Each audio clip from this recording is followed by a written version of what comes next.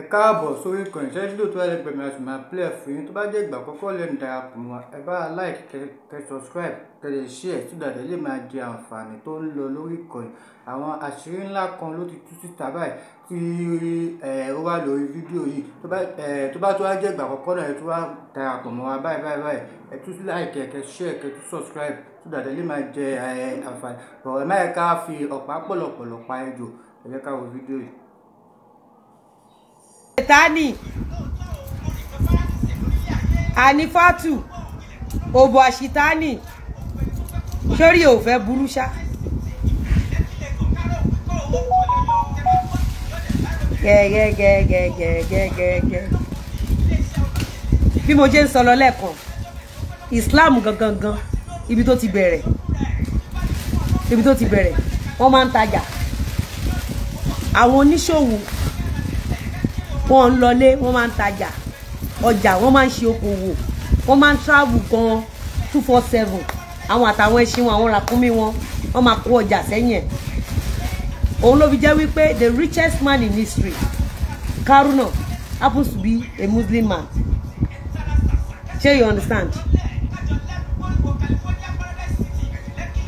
ẹ ṣe jàre Karuna happens to be a Muslim man oníṣòwò ni. You don't understand? Islam àwọn tó ń ṣe okòwò àwọn tó ń ṣiṣẹ́ wọ́n máa ń ṣiṣẹ́ bá a ṣe ń ṣiṣẹ́ yìí bọ́ọ̀ máa ń ṣiṣẹ́ nìyẹn 247 kò sí sinmi Ọlọ́run wá fi mẹ́sẹ̀jì kalẹ̀ pé ẹ ń ṣiṣẹ́ ẹ lówó ẹ lọ́lá ẹ lọ́rọ̀ àmọ́ ẹ kì í rántí òun Ọlọ́run. They had a meeting. Ọlọ́run náà ló tún sọ fún wọn time tí gbogbo wọn máa kírun. They had a meeting. Táwọn bá ti tajà wọ báyìí àwọn máa kírun. Táwọn bá ti tajà wọ báyìí àwọn máa kírun. Tó bá ti jí láàárọ̀ kùtùkùtù tó bá ti lọ from one geographical area to another wọ́n á kọ́kọ́ kírun. Tó rọ́lọ́run gọgọgọ ló sọ fún wọn pé ẹ ń tajà òun fún yín lówó òun fún yín lọ́lá òun fún yín lọ́rọ̀ ẹ tún lọ́pọlọ àti tajà ẹ ń pérò oko kàkàkẹ́ ẹ̀dẹ̀ sí òun Ọlọ́run ọba. Ṣé ń gbọ́ mi o now ṣé wá rí gbogbo ibi tán bá lọ yẹn tán bá ti lọ tajà gbogbo àwọn tán bá ń tajà fún tó bá tó àsìkò ìran gbogbo àwọn mùsùlùmí wọ́n stop ọjà títà gbogbo àwọn tí wọ́n wá rajà lọ́wọ́ wọn wá dúró wọ́n á kírun tí àwọn tó bá rajà lọ́wọ́ wọn tó bá rí wọn tó ń kírun wọ́n wò pé kí ni wọ́n ń ṣe wọ́n náà ń sin Ọlọ́run ọ̀pọ̀lọpọ̀ wọn náà bẹ̀rẹ̀ sí ní ṣanwọ́ wọ́n bẹ̀rẹ̀ sí ní ṣọ̀sẹ̀ wọ́n bẹ̀rẹ̀ sí ní ṣe àlùwàlá ablution wọ́n bẹ̀rẹ̀ sí ní join wọn láti kírun láti bẹ̀ lọ wọ́n bẹ̀rẹ̀ sí ní yan olórí ní ìletò kankan tí wọ́n ti lọ ń tajà wọ́n bẹ̀rẹ̀ sí ní yan olórí sí ìletò kankan tí wọ́n ti ń tajà and that was the reason tó jẹ́ pé ẹ̀sìn tó tàn jù tó fásì jù láyé Islam ni Somali wọ́n tajà débẹ̀ ni wọ́n kírun bẹ̀ ni Kenya wọ́n tajà débẹ̀ wọ́n kírun bẹ̀ ni gbogbo ìlú tó ń lọ Islam tún yàtọ̀ sí Christianity Jésù àtàwọn ọmọ ẹ̀yìn náà ń preach kiri Islam wọ́n ń ṣòwò kiri wọ́n dẹ̀ ń sin Ọlọ́run àwọn èèyàn dẹ̀ ń join wọ́n dẹ̀ ń sin Ọlọ́run yẹn ọ̀pọ̀lọpọ̀ wá wò pé ẹ̀sìn yìí káwọn kọ̀ kí wákàtí 5 kò fi bẹ́ẹ̀ gba kankan kò ṣe pé àwọn máa pa ẹ̀jẹ̀ àbáwọn máa pa kankan àbáwọn máa ṣe anything àwọn kan stay back wọ́n dó sínú religion wọn àwọn kan join Islam bọ̀ọ̀tá pọ̀ nígbà tí Ànábì fẹ́ máa lọ sí àwọn ìletò kọ̀ọ̀kan àwọn tó ti ní ẹ̀sìn ń bẹ̀ tí wọ́n rí pé ẹ̀sìn yẹn ti fẹ́ máa spread wọ́n gbógun dìde wọ́n gbé ogun yẹn padà wá síbi t'Ànábì ti jáde kọ̀ọ̀kan ẹ kìlọ̀ fọ́mọ yín ẹ̀sìn tó ń gbé kiri yẹn kó gbé dúró sílùú ẹ̀ àwọn aráàlẹ́ ni àwọn náà support ẹ̀ oníkàràmọ̀ ni kí ló ń wá kiri Islam ló ń gbé kiri ibi tó gun ti bẹ̀rẹ̀ nìyẹn ló bá di wípé o gbọ́dọ̀ wá bí wá ṣokòwò mọ́ láyé Kádíjà Oseni Obokirun ọmọ àfáà Janomo àwa máa lecture yálà ya MB ni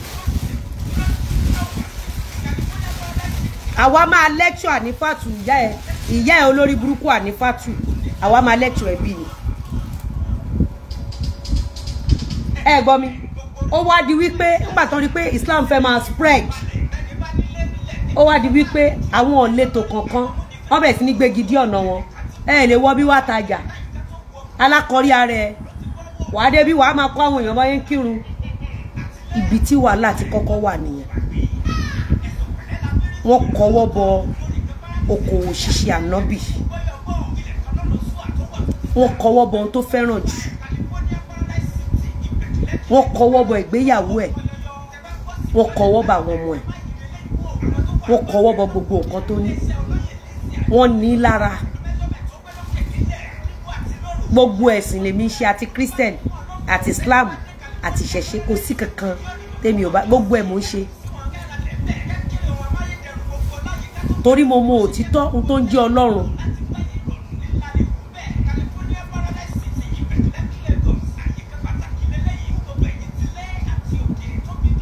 ó yẹ mo mọ nǹkan tó ń jẹ́ Ọlọ́run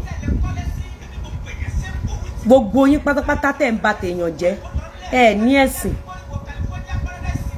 ẹ ní ẹ̀sìn ó wá ṣe ní láàánú wípé ọjọ́ lẹ ti bẹ̀rẹ̀ orí burúkú yìí àti rí àwọn babaláwo kó jókòó wọ́n sọ fọmọ ọlọ́mọ pa àwọn fún lọ́jọ́ méje Kádíjà ègún àlùkùránì jẹ́ ti tiẹ̀ àtàwọn ọmọ ẹ̀ Kádíjà tó sẹ́ni Lukman Oseni àti wa àtàwọn aláàfáà tó kù ègún àlùkùránì jẹ́ ti tiẹ̀ tọmọtọmọ Anifatu Oseni ègún àlùkùránì jẹ́ ti àtàwọn ọmọ kò tí ì sí babaláwo kan lórí cyberspace yìí tó hùwà burú tó jáde tó fọmọ lọ́mọ lọ́jọ́ méje kò tí ì sí ó ní bọ̀bọ̀ kan tó máa mú olè lórí bíbá Arifa ńlá or something he does it diligently Arifa or something ó máa mú olè báyìí that guy is a traditionalist he does it diligently ó dẹ̀ ní rí babaláwo kó kọ́kọ́ lọ fún àwọn mùsùlùmí àwọn mùsùlùmí ló kọ́ máa lọ tọ́ ìjà wọ́n ti gbàgbé wípé nígbà tí ànábì tó gbé Islam dé nǹkan tó jẹ́ kí Islam tàjù láyé òun ni wípé ànábì ò kí ń gbá confrontation ànábì ò kí ń sọ fẹ́lẹ́bọ pé ẹlẹ́bọ ni ẹ́ ànábì ò kí ń sọ pé ẹlẹ́bọ ni gbogbo yẹn má bá mi ṣe bó o ṣe jẹ́ ẹlẹ́bọ yẹn wọ́n ní next target ànábì láti gbé wá sínú Islam ìṣẹ̀ṣe ti wà kí Islam tó dé ọgbọ́n ìmọ̀ òye ìfẹ́ ìṣọ̀kan ìwà ìfúnni lànábì fi pín ọ̀pọ̀lọpọ̀ nínú tradition lines wá sí Islam.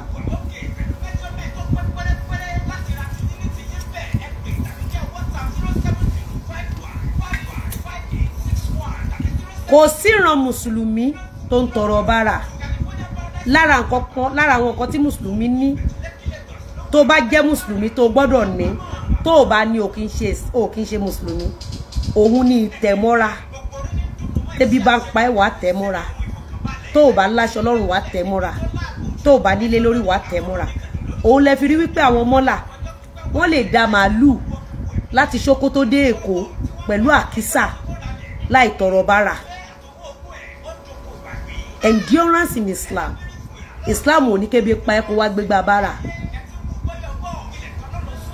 tó bá fẹ́ wá gbégbá bára bóyá ó wà nípò tó nídìí ìrànlọ́wọ́ vulnerable moments Islam ní ẹ pera yín lẹ́yọ kọ̀ọ̀kan ó ní ẹ yọ nínú owó okòwò yín ó ní ẹ fi gbé èyí tó ń ṣàìsàn dìde láàrin yín ó ní nítorí tí ẹyọ kan bá kú nínú yín Islam kan ti kú.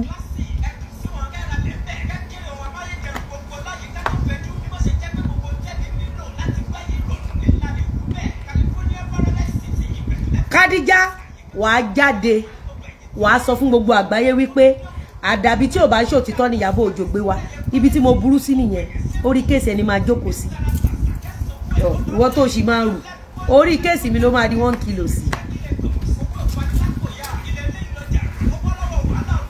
orí kéèsì mi sórí ikùn ẹ tó sàn dorúkún ẹ yẹn níbi tó rí ẹ burú dé ó wá ṣíra sílẹ̀ wọ́n wá ń pàtẹ́wọ́ fún ẹ lórí ìwọ ó ṣíra sílẹ̀ wọ́n wá ń pàtẹ́wọ́ fún ẹ lórí social media ó ní ẹwu ara tiẹ̀ ìyẹn jẹ́ góòlù tó yẹ kó o gbé jáde kó o fi hàn ìyẹn jẹ́ lèsì tó yẹ kó o gbé jáde ìyẹn jẹ́ lé alárànbarà tó yẹ kó o gbé jáde.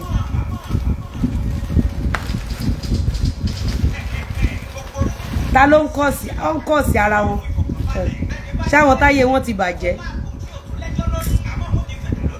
ẹ̀rín yẹn ń pa mí bẹ́ẹ̀ sọ pé ta kọ́ sí wù à ń tú àṣírí àwọn èèyàn ẹ mọ̀ pé ìtìjú ńlá ló jẹ́ fọ́mọ àáfàá gẹ́rígẹ́rí tó bọ́ sórí social media tó sọ̀rọ̀ ẹ̀dọ́ lórí burúkú ẹni tá a ti wá rò pé kèfèrí ni bí Lizzy Anjorin ó wá ń lecture àwọn ọmọ àáfàá gẹ́rígẹ́rí ẹ wá ní kárámá ta wọ́n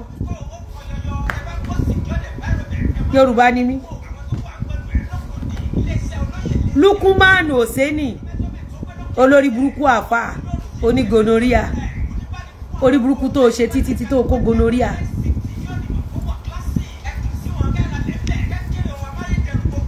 alábòsí ni mí wọ́n sọ fún wàárù wákù kìdí orí èmi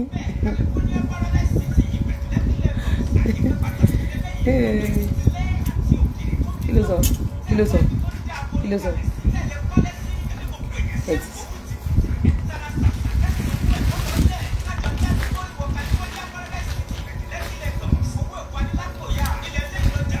You were not informed too. You were not informed. Continue.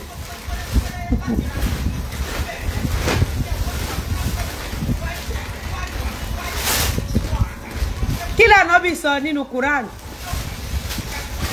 Ó ní ẹ tọ́jú àwọn tí mo pọ́nlé nínú yín. Ó ní gbogbo yín kọ́ ni mo pọ́nlé o. Ọlọ́run ló sọ bẹ́ẹ̀ nínú Al-Quran. Ó ní gbogbo yín kọ́ ni mo pọ́nlé. Ó ní gbogbo yín kọ́ ni mo pọ́nlé.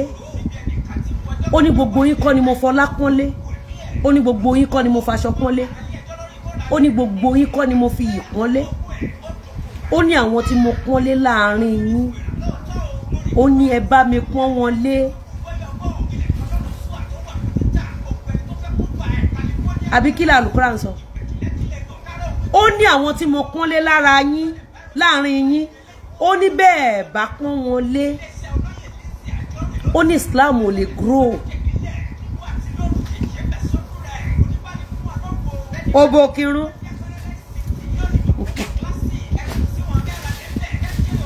Mi ò tí bẹ̀rẹ̀ pẹ̀lú ẹ̀. Mi ò tí bẹ̀rẹ̀.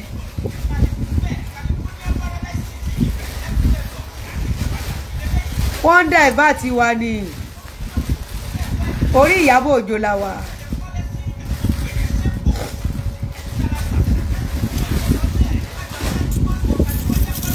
Àbórí Ìyábọ̀ Òjó kan la wà. Anifatu Oseni tó máa gbé gbogbo ọmọ ẹ̀sìn. Níbo ni wọ́n ti jẹ́ mùsùlùmí elébi, ìyá òfò, ìyá òṣì, olórí burúkú ìyá àdánù tó ti tán fún, tó ti pòfo lórí gbogbo ọmọ tó tara ẹ̀ jáde àtàwọn ọmọ ẹ̀. Ó ní àwọn tí mo pọ́nlé láàrin yín. Ó ní àwọn tí mo ṣàyàn. Ó ní ẹ pọ́n wọn lé. Ó ní bẹ́ẹ̀ bá pọ́n wọn lé. Ọlọ́run ní mi ò ní pọ́n yín lé. Al-Quran tún fìdí ẹ̀ múlẹ̀ pé a gbọ́dọ̀ tú di olówó. Ó ní ẹ pọ́n wọn lé. Ó ní torí bẹ́ẹ̀ bá pọ́n wọn lé. Ó ní ẹ pọ́n Islam lé. Torí gbogbo ohun tá a fẹ́ fi ṣe Islam ó lọ́dọ̀ àwọn tí mo pọ́n lé ló wà. Òun lè fi máa rí Haúsá bíi 50 tá lọ jókòó sẹ́nu ọ̀nà géètì èyí tó wà òkè láàrin wọn. Sórí Yorùbá most things tí Yorùbá máa ń ṣe yàtọ̀ sí most things tó máa ń ṣe wọn ò mọ̀ pé o. Islam yìí àwọn tó yé nínú àwọn Yorùbá díẹ̀ ni o. Tó bá dẹ̀ wò dáadáa wàá rí pé Yorùbá ni ò lẹ́sìn. Wọn ò ní Islam, wọn ò ní Christianity. Àwọn kan ní ṣẹ̀ṣẹ̀, àwọn kan tún ní ṣẹ̀ṣẹ̀. Ẹ̀rí Haúsá yìí tó níláárí láàrin wọn. ẹ rí ọmọ Yíbò tó ń ti wheelbarrow ẹyọ kan ṣo tó bá lọ sílùú wọ́n fún lọ́mọ mẹ́rin wá Yíbò yẹn ara wheelbarrow mẹ́rin sá jẹ́ 5 tó bá tún lọlé wọ́n tún kó 5 fún láti bí wheelbarrow yẹn Yíbò máa wá di importer wheelbarrow àwa kó bí ọmọ 40 láti ìlú ẹ̀ àìbẹ́ẹ̀kọ́ mọ́là wọ́n á kó ata wọn jọ wọ́n fi ẹyọ kan alákìísà kan wọ́n á fi lé gbogbo millions of naira wọn wọ́n á ní lọ tà sí gbèríko sórí tó bá fẹ́ mọ the true Islam wo life àwọn mọ́là tó bá ti wo life àwọn mọ́là àwọn sẹ́ríkì wà láàrin wọn tó lówó tó bá yẹ pé Yorùbá ní Dangote tó ń ta iyọ̀ wọ́n á ti kó bá the only thing tí wọ́n ní fi rí kó bá ni pé tí ò bá ṣàánú wọn tí Dangote bá jẹ́ Yorùbá tí ò bá ṣàánú wọn wọ́n ní kó bá ọjọ́ tó bá ti ṣàánú kan nu wọn ọjọ́ ẹni máa sọ pé iyọ̀ ẹ̀ ń pààyàn.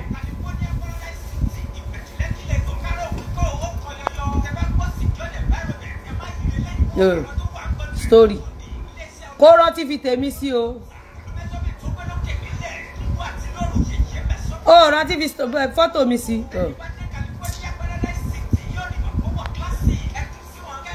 fọ́tò tán ti lò Kádíjà yìí gangan o ẹ sọ fún Kádíjà kó ń búlì wa wọ́n ló lo fọ́tò Mr. Lawal ó wọ́n pé yẹn gangan níyọ̀.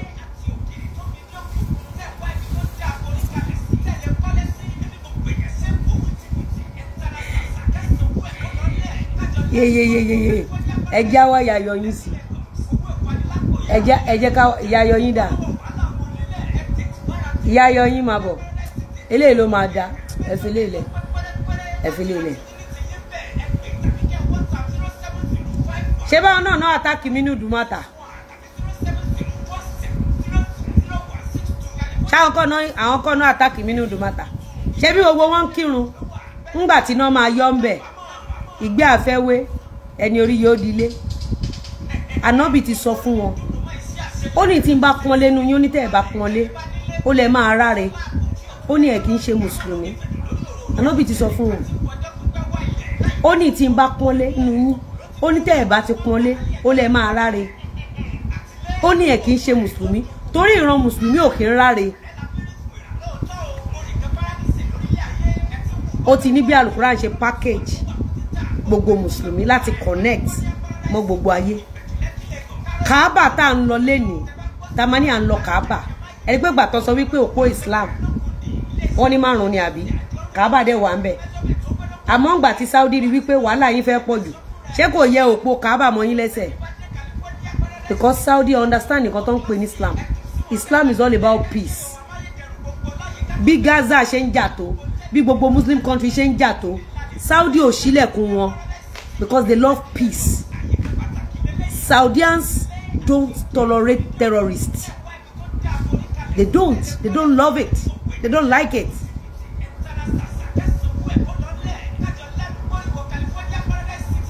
Kádíjà fọkọ mi Jósópì ẹ fún wa ẹ bá mi send ẹ office line mi ẹ fún mi ní picture ibi tó ti jí wíìgì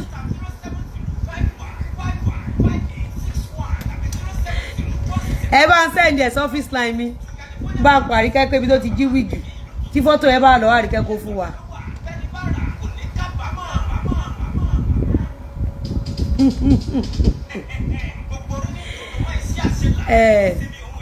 ṣe rí ọ̀rọ̀ tí mo ń sọ yìí ó dùn wọ́n ju bí wèrè wọ́n ti rò pé àwọn máa instigate gbogbo àwọn mùsùlùmí against mi wọn ò mọ̀ pé kò sí mùsùlùmí kan tó máa tẹ̀lé àwọn wọ́n rò pé gbogbo àwọn àfáà wa ni ò mọ Ọlọ́run bíi tàwọn ńgbà tẹ́sábọ́ọ̀dù bẹ̀rẹ̀ sí ní tunu ẹ̀pọ̀ àwọn àfáà kan bí Lizzy Anjorin ló dúró àròjú abẹ́ àròbó òkèrùn ńgbà tẹ́sábọ́ọ̀dù ní kí ló ṣubú tẹ òun pẹ̀lú ọba Ìlọrin Lizzy Anjorin ló dúró.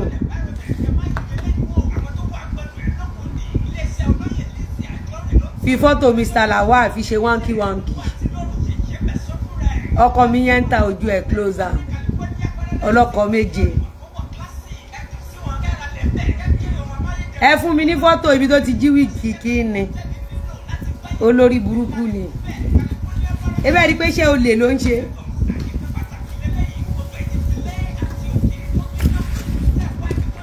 ṣó yìí dùn mọ́ mi ó yá gbóhùn sókè fún mi. wá sọ́dọ̀ yín mọ́.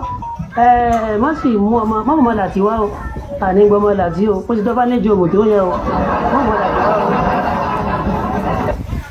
tó wọ́n sínú wíìlì ẹ pé inú bíi bíúdì tó ọmọ ìròyìn rárẹ̀ jìsì mọ́mọ́ láti wá bí yìí o wọ́n jẹ́ ọmọ rẹ̀ ń bí o wọ́n lọ sí wọ́n wíṣọ ọmọ ọlọ́mọ. list ibi worst lè lọ torí ìdí tí mi fi ní dákẹ́ nìyẹn ẹ ti lọ síbi nǹkan tá ń pè ní worst ẹ ti gbé gbogbo ìjà pátápátá nìyẹn tí ẹ bá fẹ́ bá yẹn jà tán pátápátá ó ní kéèyàn lọ kọ RIP sórí oko ọmọ èèyàn. Ìyábọ̀ sọ fún ẹ pé òun lòún kọ́kọ́ bẹ̀rẹ̀ lọ́dọ̀ àwọn Dorkas. Ìyábọ̀ Òjó sọ fún ẹ pé òun lòún gbé concept yẹn fún Sọjí. Ó kú tẹ́lẹ̀ ò sí láyé ni.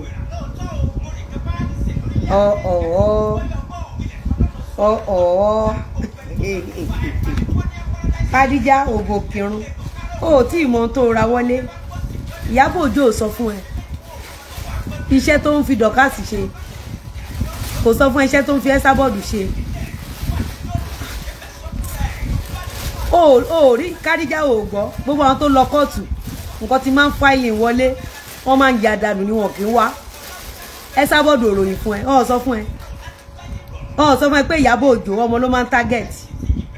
Ṣebí wọn náà rí ìgbà tó fẹ́ ṣe party ṣé wọ́n rí reasonable person tó máa fẹ́ ṣe party tádẹ̀ lọ fi kádàrá àwọn ọmọ ẹ̀ tá máa fi kọlu aláìṣẹ̀ ìwọ rírí ṣe bó rí pé Ìyábọ̀ Òjó nìkan ló máa ń ṣe bẹ́ẹ̀.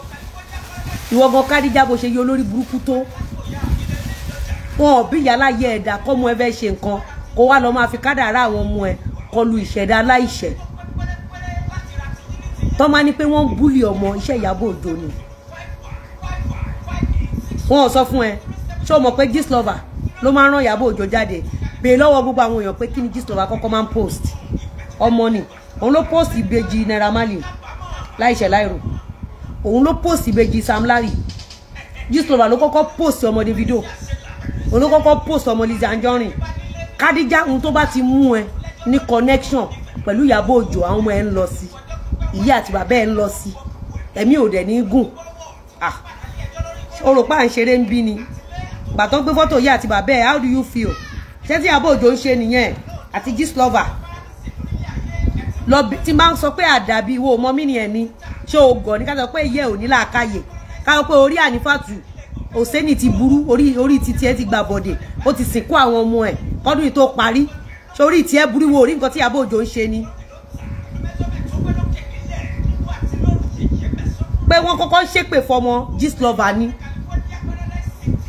Ìyábọ̀ Òjó dẹ̀ ní pa tó máa ń rán kiri Ìyábọ̀ Òjó ló máa bá gbé kinní yẹn wá sí Facebook as a matter of fact torí pé ó fẹ́ gbowó lọ́wọ́ fún àwọn Esabod ṣé kí n play video Esabod kan fún ẹ bí nígbà tí Esabod bẹ́ẹ̀ sí ní sọ kọ́lọ́kú tó máa pa àwọn ọmọ ẹ̀ táwọn èèyàn ní màmá ẹ̀ ń ṣépè fún ọlọ́run máa ṣépè àwọn máa ṣépè fún ọmọ ẹ̀ ọmọ làwọn fi ń jà ń bì wọ́n sọ fún ẹ kó tó wá Kádíjà oh I see sorry pẹ̀lẹ́ ó tí ì rí nǹkan kan kí ló tí ì rí.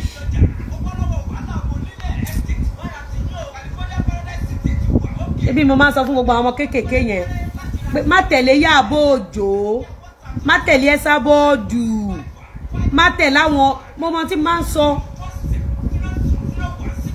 ìyàwó Mohbad èmo kọ́kọ́ predict fún mo náà sì bọ̀ wá ṣépè fún Liam wọ́n máa fẹ́ fi bí nínú kó jágòrè mọ́ lọ́wọ́ kò pósù kan náà bẹ̀rẹ̀ sí ní ṣépè fọ́ta Liam lọ́wọ́ gbogbo celebrity tí Gistlover bá ní nǹkan pẹ̀lú ó máa lọ sí Twitter á lọ ṣépè fọmọ wọn kí ìyá ọmọ yẹn lè bá sunkún kán lè mú gift wá àbówó they no tell you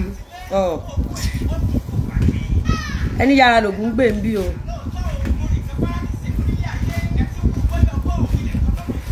Oníjàpá ìjà tí ò tí ì bẹ̀rẹ̀ Kádíjà kí ló tí ì rí you were not informed too. Kò sí bó ṣe lè lówó tó kò sí bó ṣe lè lọ́lá tó tó o bá ti gbẹ́nu ẹ sí Facebook ilẹ̀ pẹ̀pẹ̀ tó bá fẹ́ràn ọmọ ẹ o notice nǹkan tí máa ń ṣe ni o notice mi ó rí pé jà tí ó kàn mí mi kì í dá sí ó notice mi ìwọ lọ ṣọ́ mi àìpọ̀rọ̀ tí ó bá kàn mí mi kì í dá sí èmi ò ń dá sí ìwọ tó ti rí nǹkan kan kéèyàn sì lọ wó òkú bàbá èèyàn jáde máa gbọ́ ojú tìbí. ta ló fẹ́ bá mi sọ fún pọ́n gbókù màmá mi wá 2019 náà post ìbẹ̀rẹ̀ grand mọ́mì mi ó ti gbọ́n pa òkú agbọ́ ti kúyọ̀rì òun ló kọ́kọ́ post ìbẹ̀rẹ̀ grand ìyá mi ó tí ì rí ìbẹ̀rẹ̀ grand ìyá mi sọ fún ọkàn tó bẹ̀rẹ̀ repost ẹ̀ níbi 6 months ago wọ́n tún pe onílù wọ́n pe oníṣẹ̀kẹ̀ rẹ̀ wọ́n pe olórin ìgbàlódé wọ́n gbé lọ sórí ìbẹ̀rẹ̀ grand ìyá mi you were not informed too pẹ̀lẹ́ pẹ̀lẹ́ ṣé this one big cord ni o ẹgbẹ́ cord no dey fan 3D 2 ni ẹ mọ̀ jẹ́kẹ́ send ẹ̀.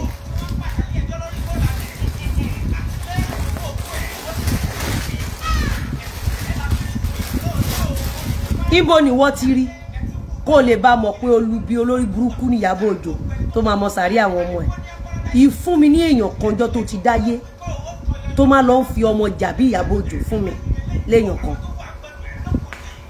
fún mi ibẹ̀ ló ti máa mọ̀ pé kán ṣépè fọmọṣẹ́ ọwọ́ Ìyábọ̀ Òjó Ìyábọ̀ Òjó nìkan ni mo mọ̀ tó máa ń fọmọ jà ó máa kò sí nítorí donation ìwọ gan bó ṣe yọ olórí burúkú tó bí Ìyábọ̀ Òjó ṣe máa ń fọmọ jà ó gbọ́dọ̀ fọmọ ṣe bẹ́ẹ̀ wọ́n ò sọ fún ẹni you were not informed pẹ̀lẹ́ gbọ́mọ o ìdí tí mi fi ní stop ma ni mo sọ fún yín yẹn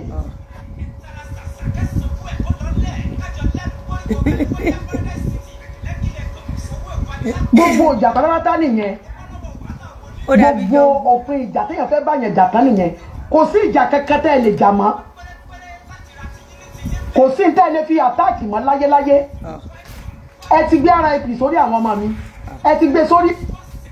RIP náà sì gbé sí ọ̀hún tí ìṣó fídíò ibi tí ìyá ẹ ti ya wèrè gbogbo ẹ ló sì ń bọ̀ njẹ́ sọ fún wa pọ́n wá wòye ẹ lọ́dọ̀ Amsatu ní kótó kì í mọ́lẹ̀ dolóyún ǹjẹ́ wọ́n sọ fún wa wọ́n wá wò ìyá ẹ̀ ṣe bó ní wárápá ni ìyá ẹ̀ ní wárápá náà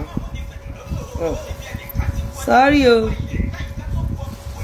gbogbo fọ́tò ìyá ẹjọ́ tó délé Amsatu tán dé lókùn lọ́wọ́ àtẹsẹ̀ tán ti ṣí bòbọ̀ lẹ́nu tí wárápá gbé àní fátù oníwárápá bó ní wárápá ó máa mọ sàárì àwọn ọmọ ẹ̀kọ́ tó jáde láyé àní fátù ò sí ni àdàbí tó wáyé pé èmi mo kọ́kọ́ wá fọ́mọ ẹ̀ àdàbí tó bá jẹ́ pé òtítọ́ lọmọ ẹ dúró tì pẹ̀lú Ìyábọ̀ Òjó àdàbí gbogbo àwọn tọ́mọ ẹ ń ṣépè fún àdàbí tó ẹ̀pọ̀n náà kọ́kọ́ wá fọ́mọ ẹ̀ àdàbí jẹ́ ojú pé ìgbà tó lọ sọ pé olórí burúkú ni yín ẹ̀ ṣànkú àwọn tó olórí burúkú ni wọ́n máa ṣánkú wọn ṣọmọ lọ́mọ mò ń béèrè lọ́wọ́ ẹ pé wọ́n ń ṣọmọ lọ́mọ àwọn ènìyàn ṣànkú ni olórí burúkú ni yín olórí burúkú ni yín ẹni òfò ni yín mo fún yín níjọ́ méje ọmọ lọ́mọ kan ẹrù oṣù 9 ẹlòmíì kan ló fún lọ́jọ́ méje ó máa mọ sàárì ọmọ ẹ̀ Kádíjà tó ṣe é nǹkan tó o bá gbàdúrà fọmọ ẹ̀ má gbàdúrà ẹ̀ fọmọ lọ́mọ bàbá Ọbásanjọ́ bóyá ìdàgbà tó yan ọmọ lọ́mọ ni Tinubu ọmọ lọ́mọ ni Wàsíù Àyìndé ọmọ lọ́mọ ni Lizzy Anjorin ọmọ lọ́mọ ni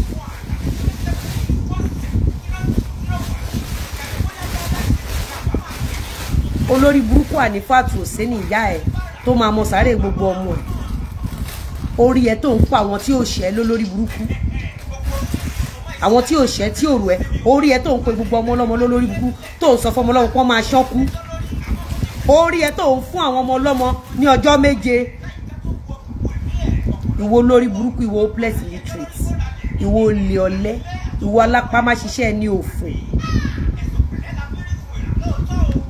ìwọ títí ẹ ta togotogo ó wá fojú òbò ó fi jókòó sórí TikTok olórí burúkú ikùn ẹ̀ bí gbá Michelin ó wá sórí bí òbò bèbí ó wá ń ṣòṣì ó wá ń sọ̀rọ̀ sáwọn èèyàn anyhow because you're on social media kò fún ẹni certificate kò sọ̀rọ̀ sí anybody anyhow. Wo lórí burúkú ẹ̀dá tó máa mọ sàárì àwọn ọmọ ẹ̀. Ó lè jọ ọmọ ẹni Mohbad téèyàn kan dẹ̀ máa ṣépè fún àwọn tó ń wá justice. Ó wá ní audacity àṣírí Ìyábọ̀ tó yẹ kó tọ́jú ó tún wá sọ wípé Ìyábọ̀ Òjó ló ní kó lọ wú òkú ẹ̀. Ṣé lẹ́yìn tán wú òkú Mohbad ṣé bàbá Mohbad ṣó padà rí justice? Mo ń béèrè ni. Ó tún jẹ́ kí ayé mọ̀ wípé Ìyábọ̀ Òjó ló order pé kó lọ wú òkú Mohbad. Gbogbo nǹkan tójú bàbá Mohbad rí lájọ́ tán ti wú òkú ọmọ ẹ̀ títí dèní. Kadijat Oseni, Anifat Oseni, Akeem Oseni, Ìyábọ̀ Òjó ẹ rí irú nǹkan tẹ́ fojú bàbá Mohbad rí ní lọ́pọ̀ lórí àwọn ọmọ yín. Ẹ̀yin olórí burúkú olóṣì, ẹ̀yin olófò, ẹ̀yin tẹ́ wà sensitive, ẹ̀yin tẹ́ wà sensitive. Bọ̀bọ̀ tó ń gbé placard Ìyábọ̀ Òjó kiri yẹn wọ́n ní wọ́n rí bọ̀bọ̀ yẹn láti jẹni àbíjàrùn. Oríkẹ́ni bọ̀dí béèrè ń pa bọ̀bọ̀ yẹn mọ́ ó ti lọ́n tẹ̀ ni. Lára àwọn olórí burúkú tó fi bọ̀bọ̀ yẹn ṣe ẹ̀yẹ ní jẹni àbíjàrùn òun náà ti lọ báyìí. Where is Ìyábọ̀ Òjó?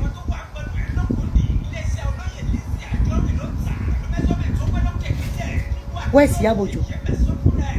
Imagine wọ́n béèrè lọ́wọ́ kan ó ní nítorí pé because the woman Lizzy Anjorin marry her husband.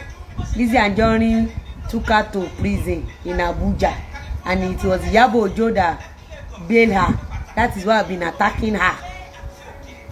Only so where is the wedding certificate of the woman? Òun wọlé. Mo wá ní kó bá mi bí pé kó fún mi ní document tí mo fi ti èèyàn mọ́lé. Ó wá wọlé. Wọ́n wá bí ní question kan. Wọ́n ní give us one name. Where this woman no attack this woman. Where this woman go cause. Wallahi kò sọ kankan wọlé.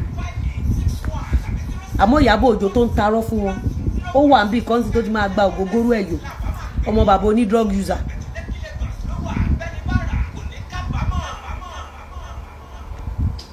Ẹ wò àwọn tó ń gbà mí nímọ̀ràn pé kí n dákẹ́.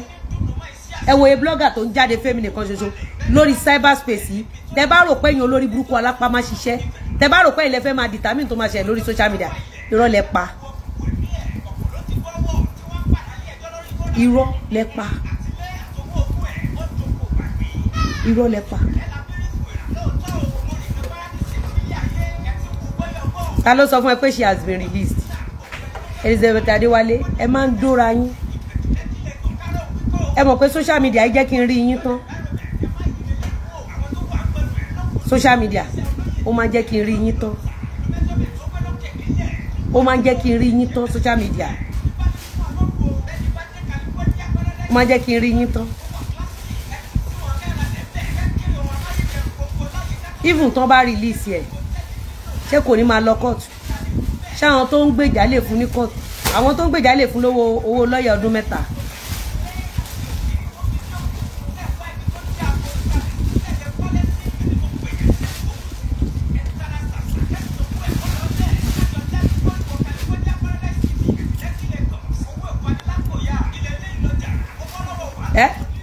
Mo ń béèrè pé ṣé tán bá release ẹ̀ kò ní lọ kóòtù mọ́?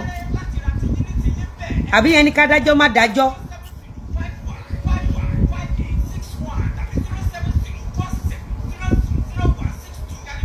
Ẹ jẹ́ kó wá ṣe live.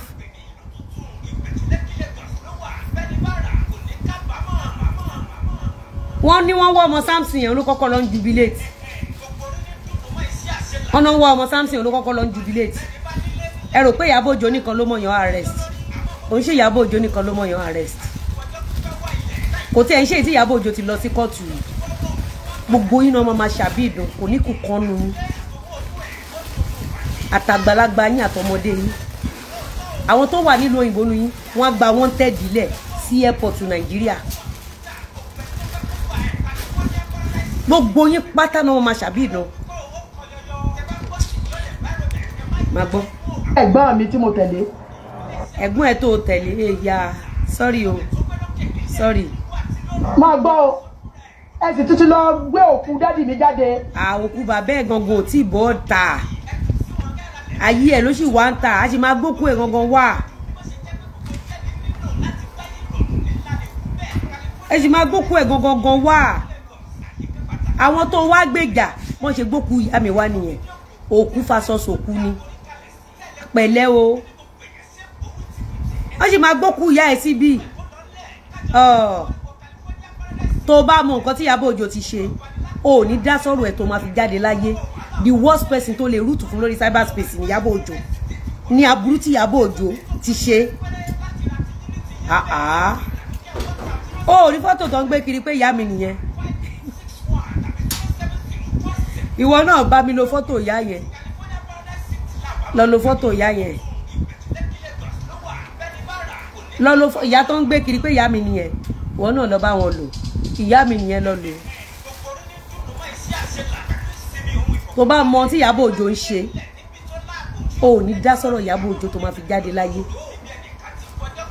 àwọn tó dá sọ̀rọ̀ Ìyábọ̀ Òjó lánàá wọ́n ń ṣẹ̀wọ̀n ṣeré ni tó bá ń gbọ́ ṣẹ̀wọ̀n ṣeré o ṣẹ̀wọ̀n ṣeré o ò lóhùn táwọn tó jáde lánàá lọ bèrè ó ń lọ sọ́nà airport àṣìṣe dẹ̀ mú ó lọ jẹ̀yà ó dẹ̀ lọ ẹ̀wọ̀n ó ń ṣẹ̀wọ̀n kiri station to station ni torí gbogbo àwọn èpè tó gbà yẹn ìwọ yẹ ò jẹ́ nǹkan kan nú ayé náà ṣé àwọn story tó wá sọ ẹ̀ ló ń pè ní nọ́ọ̀kàlẹ́ àbí kílẹ̀ lẹ́ǹka àwọn orí burúkú tẹ́lẹ̀ ń ka àwọn story gbogbo àwọn kan tó ń sọ ẹ káwọn èèyàn lọ wò túmọ̀ ẹ̀ story ni ìyẹn ò ń ṣe pé wàá bẹ̀ sí máa fíìlì èpè yẹn láti jẹta sí jẹrin wàá mọ tó ń pè sórí in the next 1 week 2 weeks kò sẹ́ni tó máa kọ́ ẹ wàá mọ nǹkan tó ń pè lépè wàá rí bóyá máa manifest.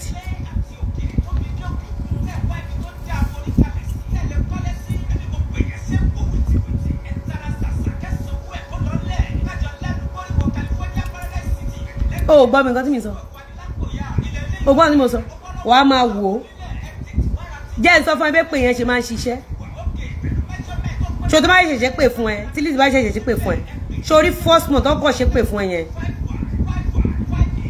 á dà ẹ pé burújí ẹ fẹ́ jí wọ́n fẹ́ gbé ẹ lọ sókè sórí lẹ́yìn oṣù kan tán bá la ẹ mọ́lẹ̀ ò tún dìde mọ́ lọ bèrè lọ́wọ́ àwọn ológun 2019 lọ bèrè lọ́wọ́ tó gbógun 2020 lọ bèrè lọ́wọ́ ìyáàna máa ń fi hàn lánàá tó ti di ìyáàna ekòló ológo ṣáláńgá lọ bèrè lọ́wọ́ ẹ̀ o tí ì rí nǹkan kó o mọ nǹkan tó ń pè lépè o rí pé mi ń dá sọ̀rọ̀ lọ́rọ̀ ní o notice mi ni o rí pé mi kì í yíwọ́ mọ̀yàn mi ń kọjá àyè mi wò mí dáadáa mi mọ̀ bóyá o notice mi.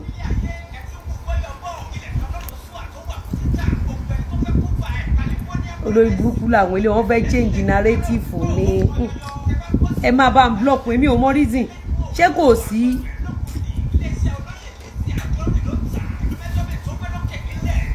wọ́n fẹ́ change orí burúkú tí Ìyábọ̀ Òjó máa ń ṣe nìyẹn olórí burúkú ní Ìyábọ̀ Òjó bóyá máa ń ṣòṣì ẹ nìyẹn kò sí tí Ìyábọ̀ Òjó lè fi change narrative kò tí ì sí olórí burúkú ní Ìyábọ̀ Òjó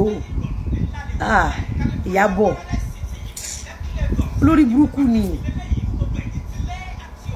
bọ́wọ́ ṣe ń dùn yẹn tẹ́pọ́lọ́ ń lọ gbàdúrà ẹ̀ tó lẹ́bùrú wa ni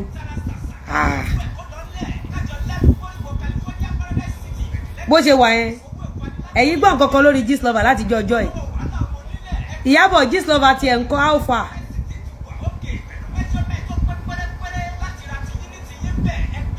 Ìyábọ̀ Gistlover ń kọ́ ṣó lóyún ni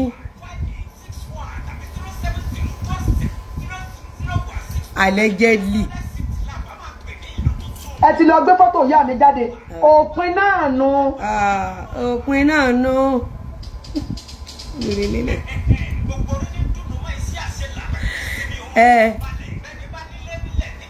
kí ni ló máa instigate wọn jókòó tó kù Mohbad olórí burúkú tó bá ti wá dálẹ̀ tán jókòó bàbá olórí burúkú ní idiot jókòó bàbá olórí burúkú mi rí ẹ tó yọ olórí burúkú tó jókòó sórí jókòó kò sí ẹ̀dá kan tó bá súnmọ́ jókòó tí ò ní ṣorí burúkú òun ló máa ń dájà lẹ̀ tó bá ti wá dájà lẹ̀ á ní kò sí nǹkan tó máa ṣe fún yín á ní ẹ má dá lóhùn ìjọ tó ti ń ṣe pé anybody òkú rí ẹ bèrè pé ṣé jókòó kankan wà láyé ẹ bèrè pé ṣé jókòó wà láyé. Ìyábọ̀ Gistlover ń kọ́ àgbọ̀n kankan o ṣé Gistlover lọ labour room ni allegedly à ń bèrè ni o.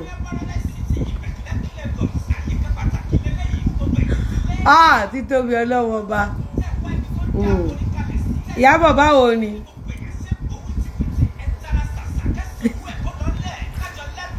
òpin nu wá mọ òpin tiyín lẹ mọ̀ báyìí. òpin tiwa mansion ni o mansion àti latest G-Wagon latest range àwọn góòlù olówó ńláńlá. Ìyábọ̀ báwo lára Gistlover ṣé Gistlover lóyún ni.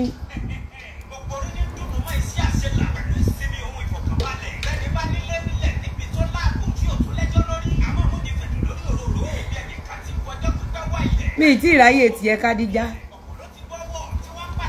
wà ló ṣerú ẹ̀ mọ̀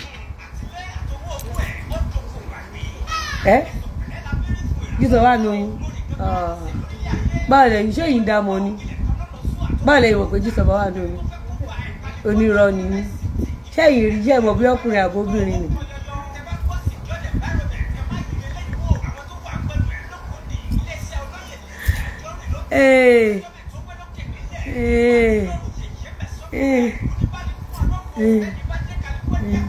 ẹ ti lọ bí ìjà ẹ sáré lo gbogbo weapon yín ẹ ti lo gbogbo weapon yín tán. weapon kẹ ojú abẹ o ẹ sábọ̀dù ń dúpẹ́ lọ́wọ́ ẹ o àwọn ará Facebook wọ́n fọpẹ́ ránṣẹ́ sí ẹ o ìwọ àti Ìyábọ̀ wàá jẹ burúkú ìyà.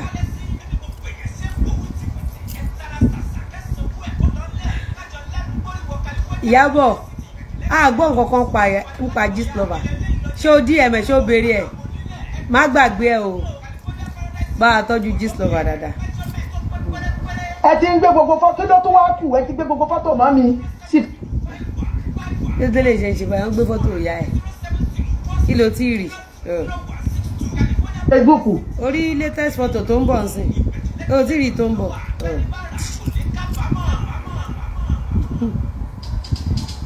olórí burúkú lélẹ̀ oníyọ̀ ẹ̀ loser ṣé báyìí wá ṣe wá kí ẹ̀ fún Gistlover pé Gistlover ń kọ́ pé kí Ìyábọ̀ Òjó bá wa fi Gistlover aláàmọ̀ pé àárí Gistlover láti bíi 2-3 weeks àbí bí a month ń sìn àbí Gistlover ṣe nǹkan kan lájọ́ tí a ti bẹ̀rẹ̀ lájọ́ tí mo ti win ní kóòtù mi ì rí Gistlover mọ́.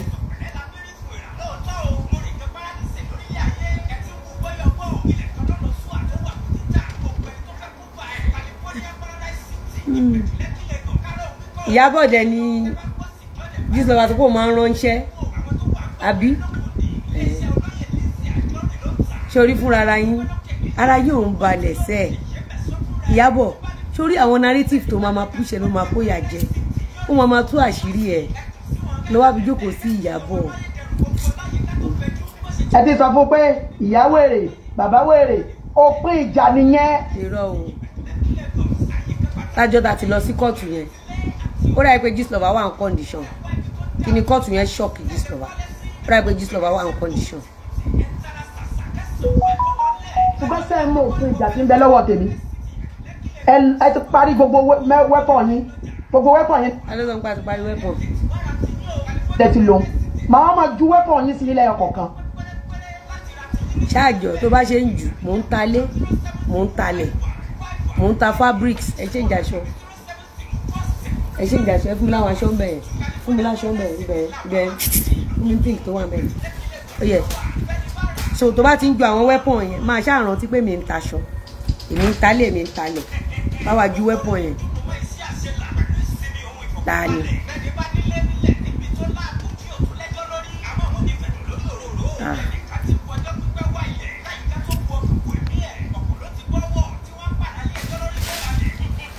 gbé lẹ́nà ẹ̀kọ́ mẹ́rin lẹ́nà máa ń yọ̀yàn ṣùgbọ́n ilé ìpè ilé kan bá mi kó àwọn aṣọ tó wà lókè yẹn gbogbo òfin lọ.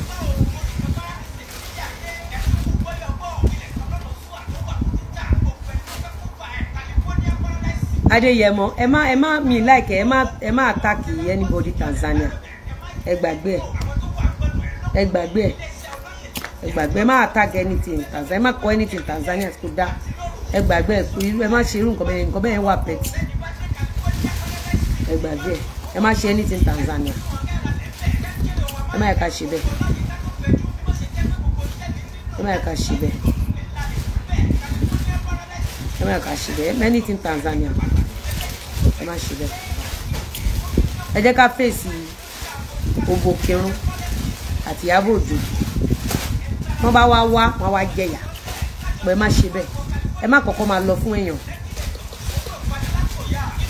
ṣẹ́rí táwọn èèyàn bá ń jà anybody free láti ṣe anything ọ̀ṣẹ́ tó bá wá gbé nǹkan yẹn wá tó bá fẹ́ ṣe orí burúkú ẹ tún fún wọn ní time ẹ̀ṣẹ̀ wàhálà wọn kù pẹ̀lú títọ́ ó ti yẹn má ṣe bẹ́ẹ̀ ẹ tí wọn bá ń jà randomly ìdáyàn kì í make sense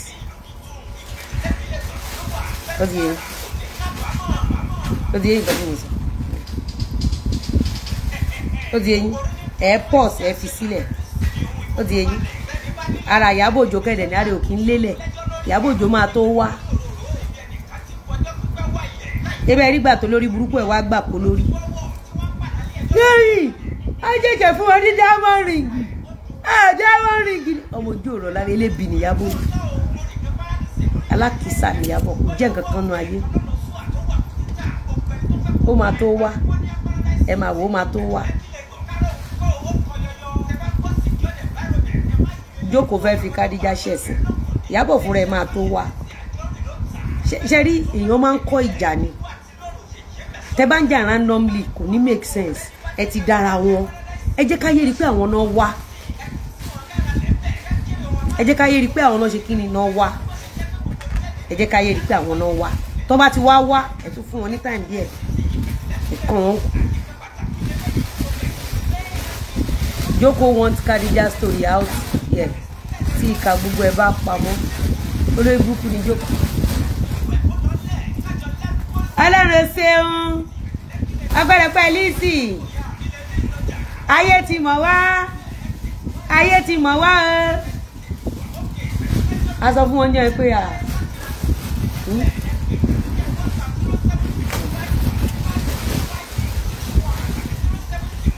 ó máa tó wá Ìyábọ̀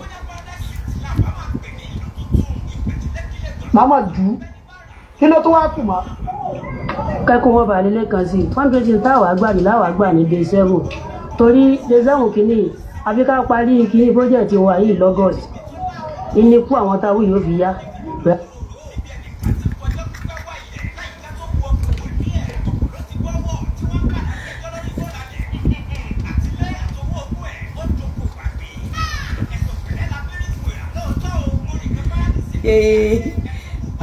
Social media ọlọ́ọ̀ báwo ni mo ṣe bára mi níbí náà èmi gangan l'original activist báwo mo ẹgbọ́ oníbàárà tó fẹ́ lọ tọrọ bàárà tó fẹ́ kọ́ ṣáláńgá ó tún ronú kú sólówó tó ń kọ́lé millions of naira ta tó bá jẹ́ pé Ọlọ́run lọ tò wọ́n sípò Olúwa pẹ́pọ́ lọ tò wọ́n sípò Olúwa tó ń kọ́ létà. And one thing about life is this, tó bá ti wà too much in competition o ò ní jèrè. tó bá ti wà too much competition o ò lè lálùyọ o kò máa kú fọ́tayọ̀ ni. When you are in too much competition o fẹ́ tọrọ bàárà o fẹ́ lé àwọn tó fẹ́ dáwó léré ni ṣé kí ni ẹ ti yẹ concept ni o fẹ́ lé àwọn tó fẹ́ dáwó léré ẹja kọ́lé ẹja meanwhile 10% náà máa fi rí blọọkù mọ́lẹ̀ 99.9 àwọn náà ń lọ́nà jẹ. Imagine ẹni tó fẹ́ tọrọ bàárà tó fẹ́ kọ́ ṣáláńgá ó tún ní ẹja ṣe kíní yẹn kíákíá kíkọ́ àwọn kíní ilé yà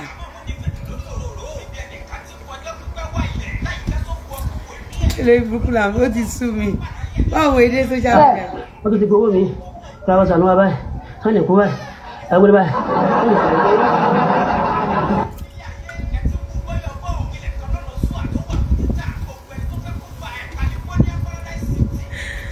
Ele burúkú làwọn bẹ́gà yìí. Má wọrí ojú abẹ. EFCC á yanjú ẹ̀. EFCC á settle ẹ̀ pẹ̀lẹ́. Prince Kai Lolo èwo ni ẹ? Wèrè ọkùnrin wo dey talk with Kadija Ìkìrun Obole. Okirun. Wèrè náà kò gbogbo owó tá a gbà sówó láti wà ń bẹ̀. Kí ló láwọn fi gbowó yìí? Àwọn fi kí ni gbowó? Ẹ bá lọ lọ́wọ́ gbà kẹ́ gbowó ẹ̀. Funny enough, ìtorí pé bára náà ṣe attack àwọn èèyàn. Wọ́n believe pé entitlement spirit. Wọ́n believe kò wá fún àwọn lówó. Tó bá ti fún wọn lójú wọn á dẹ̀ máa búlì ẹ̀. Èmi mo fit yín. Wọ́n kò pure lazy tó máa ń lò. Alifa agbowó kan fún máa kan tó wá sọ́dọ̀ tó ṣe lọ́dì bá lọ ṣe ń sọ Yorùbá yẹn oh God. Èyí àwọn eléyìí.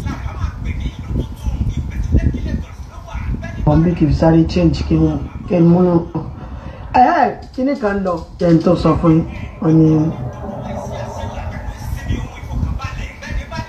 Wèé yín ní tèmi bá fẹ́ gba donation ẹni mi kì í ṣí orílẹ̀ bọ̀ tó bá ti di pé mo fẹ́ ka Quran máa lọ ṣí orí ní. Ṣòro pé kò lọ́pọlọ ó tún gbé fúnra wọn. Bẹ́ẹ̀sì ni ṣé mọ nǹkan tó fi máa ń bùyàn ni tí èèyàn bá fẹ́ gba donation mi ò sórílẹ̀ táwọn bá ti. Tó o bá fẹ́ gba donation ló máa ń ṣí orílẹ̀ lásán abẹ́rùn pàtàkì. Fẹ́ ṣàdúrà pẹ̀lú Quran èèyàn gbọ́dọ̀ di o. Ok àmọ́ o lè ṣí orílẹ̀ tọrọ bára kí ló mú ìwọ lápá àtẹsẹ̀ tó lè ṣiṣẹ́ bára tẹ̀yìn gbà yẹn wò lè kówó ẹ̀lẹ̀ fúnra ẹ̀ ìwọ lè kówó ẹ̀lẹ̀ fúnra ẹ̀ ìwọ ò ní àwọn sọ̀mọ̀rí lágbègbè ẹ̀ nínú ilé tẹ̀lẹ̀jọ pé ráyé pé ẹja ṣe báyìí ìwọ ò ní àfi kẹ́ ẹ wá síta kẹ́ ẹ wá bà tèèyàn jẹ́ kẹ́ ẹ gbé sítórì onísítórì wá gbogbo ògo òdílé tí ó ṣẹ̀yìn kẹ́ ẹ gbé wọn wá kẹ́ ẹ wá purọ́ mọ́ wọn kẹ́ ẹ lè gba donation ibo ló wà nínú Al-Quran pé kó bà tèèyàn jẹ́ gba donation legally nínú òfin ibo ló wà orí burúkú tó ń ṣe yìí pé kó lọ máa búyàn kó lọ máa bà tèèyàn jẹ́ torí kó fẹ́ gba donation you are committing cyber fraud. You are committing cyber fraud. Mo dẹ̀ lérò pé àwọn tó mọ̀wé máa súnmọ́ ẹ. Ilẹ̀ ṣé sọ ẹ̀ nílà ká ìlú tí ẹ̀ kàn máa ń sọ̀rọ̀ lásán ni. Kí ẹ wò ó tó bá ti fẹ́ ṣe wà ókè ni. Tó bá ti fẹ́ bẹ̀rẹ̀ Quran èyàn ò gbọ́dọ̀ ṣírí lẹ́bi tó bá ti ń ka Quran. Ní tí mo fi máa ń borí nìyẹn. Tó bá ti mú ẹ tó bá ti ṣí orílẹ̀ tọrọ bára ó yẹ kó o ṣí orílẹ̀ ka Quran torí kò síbi tán ti ń tọrọ bára nínú Quran pàápàá jùlọ ká bà tèèyàn jẹ́ ṣe pé kankan náà ni wà tí Ìyábọ̀ Òjó ẹ̀ ń bà tàwọn èèyàn jẹ́ gba donations tí ò bá sí pé àwọn tó ń gbẹ́jọ́ wọn wá sọ́dọ̀ ẹ̀ tó fi lérò lẹ́yìn sọ fún mi tálẹ̀ǹtì tó ní ọjà tó gbé dání àbóríire tó ṣe táyé fi ń wù ẹ́ rudeness ẹ làwọn èèyàn fi ń wù ẹ́ náà so o purposely àwọn tó ní ìṣòro tó wá bá ẹ òun purposely fi wọ́n pa kò lè bá rí viewers òun lọ́lọ́run ṣe gbé ẹ ṣubú báyìí tó fi ẹ ṣẹ̀sìn àwọn tó fi ṣẹ̀sìn o lè rò pọ̀ mọ́ kékeré ni wọ́n bọ̀ bàbá àwọn èèyàn kan ni wọ́n òun lọ́lọ́run fi bàbá àti yẹ́ ẹ ṣẹ̀sìn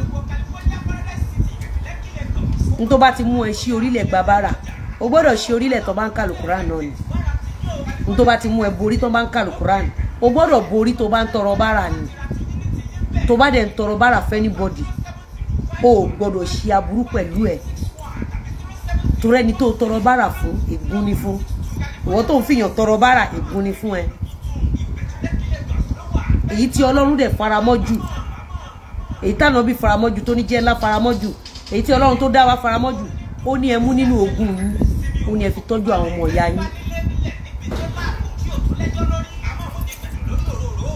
ẹ̀rí reason tí Kádíjà ṣe wá fún mi ọ̀rọ̀ donation tí mo sọ yẹn ó ń yí ti ẹ̀ bàjẹ́. Very Dark Man gba donations kò dẹ̀ bá tèèyàn jẹ́ ó dẹ̀ ṣe account fún gbogbo owó tó gbà. Very Dark Man dẹ̀ ń ṣiṣẹ́ tó bá wo time tí Very Dark Man bá ń gba donation láti ṣe iṣẹ́ fún society o ò lè rí ní period yẹn kó wá ní pé òun fẹ́ lọ máa bú èèyàn kan láti gba donation. Project tó bá fẹ́ ṣe ó máa fi hàn ní project tí lòun ṣe o á dẹ̀ ṣe. Very Dark Man gan tó máa ń gbèjà àwọn èèyàn ó ń yọ́lẹ̀ fún láwọn ibì kan nísìn pẹ̀lú bó ṣe ń ṣiṣẹ́ rere tó àwọn tó lọ ń gbèjà yẹn ọ̀pọ̀lọpọ̀ wọn tó bá tásìkò tó ń gán nídìí wọn máa ń padà wọn kì í yọjú mọ́. ìtorí ẹ̀ lẹ ṣe ń wá fún mi everybody ló máa mọṣẹ́ ṣe ń bí everybody ibi tẹ́ ẹ̀dẹ̀ lọ́pọlọ tẹ́ ẹ̀ gbọ́n sí òun ni pé donation yín tẹ́ bá fẹ́ gbà àwọn tó yẹ kẹ́ máa ṣe dáadáa sí àwọn lẹ́ ń ṣaburú fún ẹ tún wá ń gba èpè pẹ̀lú donation tẹ́ ń gbà. Kí ni talent ẹ iṣẹ́ ọwọ́ wo ló kọ́ school wo ló lọ business wo ló ń ṣe ó ṣe fún bí ọ̀rá elephant ó jókòó síbẹ̀ àwọn ọkùnrin tó ń ṣiṣẹ́ àwọn obìnrin tó ń ṣiṣẹ́ àwọn máa bú wọn ó láàfáà kan tó wọ́ọ̀ṣì lọ́jọ́ kan ó lọ fún àfáà yẹn lọ́jọ́ 7 ní ti ẹ̀ mọ̀ pọ̀ mọ́ àfáà ni ẹ àfáà ṣe eré àfáà ò ṣe eré ṣé àbùkù àfáà àkọ́kọ́ tọ́ sẹ́nu ẹ̀ Kádíjà Òsénì olórí burúkú ọmọ ìrankíran àfáà kan ṣe eré o àfáà kan ò ṣe eré o ṣé àbùkù àfáà